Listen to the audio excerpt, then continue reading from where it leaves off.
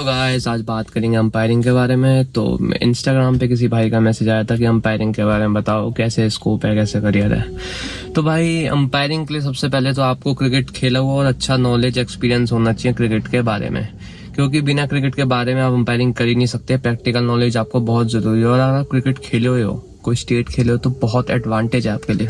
नहीं भी खेले हो तब भी कर सकते हो, उसमें भी कोई दिक्कत नहीं, लेकिन आपको सारी नॉलेज होनी चाहिए।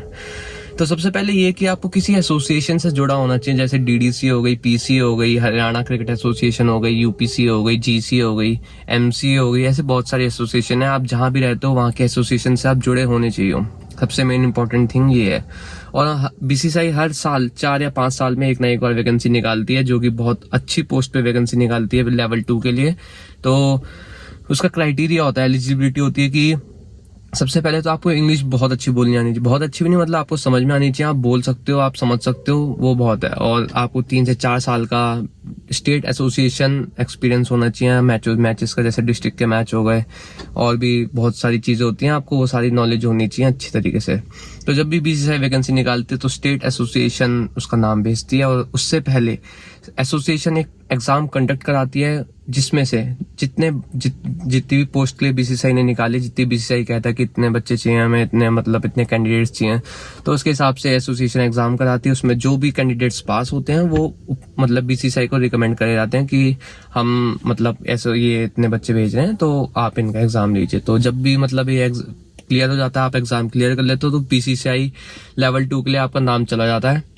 उसके बाद बीसीसीआई 3 दिन का एक वो कराती है कोर्स, कंडक्ट कराती है। वो होता है अहमदाबाद में होता है। अब तक तो अहमदाबाद, पिछले साल 2025 में अहमदाबाद में हुआ है, तो वो अहमदाबाद में कराती है। वो सारी नॉलेज देती है आपको 42 लॉ के बारे में, और प्रैक्टिकल नॉलेज बताती है, सब बताते हैं 3 दिन में आपको। उसके बाद 2 से 3 महीने का आपको गैप मिलता है, उसमें आपको अच्छे से स्टडी करनी पड़ती है।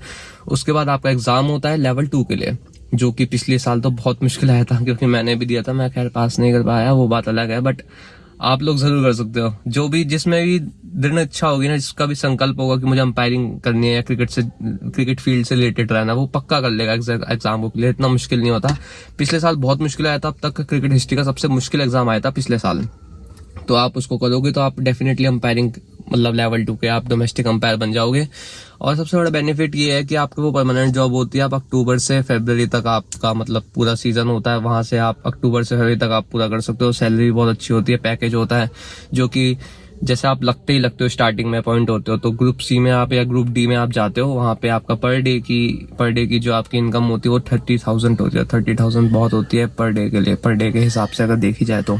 और धीरे धीरे ये एक्सपीरियंस के साथ आपका पैकेज बढ़ता रहता है, ये आपके पैसे बढ़ते रहते हैं, और आपकी अच्छी अपॉर्चुनिटी, आप आईपीएल में जा सकते हो। अच्छा, अगर आप हर मैच रेफरी हर आपकी रिपोर्ट रखेगा कि आप अंपायरिंग कैसे कर रहे हो, उसके हिसाब से आपका प्रमोशन होता है। आपको शुरू में जूनियर क्रिकेट मिलती है, अंडर-16, अंडर-19, बट उसके बाद जैसे ही आप अच्छा करते हो 2 साल, आपको अंडर-23 मिल जाती है, आपको सीनियर रणजी ट्रॉफी मिल जाती है, वुमेन्स रणजी ट्रॉफी मिल जाती है।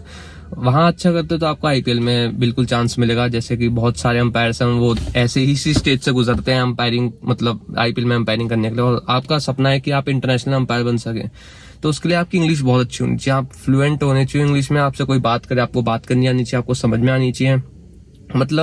और क्रिकेट की सारी नॉलेज, कोई भी आपसे कुछ पूछे तो ऐसा नहीं कि आप बीच में अटक रहे हो, आपको सारी नॉलेज होनी चाहिए। उसके लिए इंटरनेशनल अंपायर बनने के लिए आपको कम से कम, डोमेस्टिक अंपायर बनने के बाद 10 से 15 साल आपको चाहिए कम से कम, क्योंकि 10-15 साल भी कम है इंटरनेशनल अंपायरिंग के लिए। बहुत सारी चीजें होती है, वो मेरे को भी नहीं पता है, बट मैंने आपको मोटी मोटी चीजें बता दी हैं, और बहुत इन्फॉर्मेटिव चीजें हैं।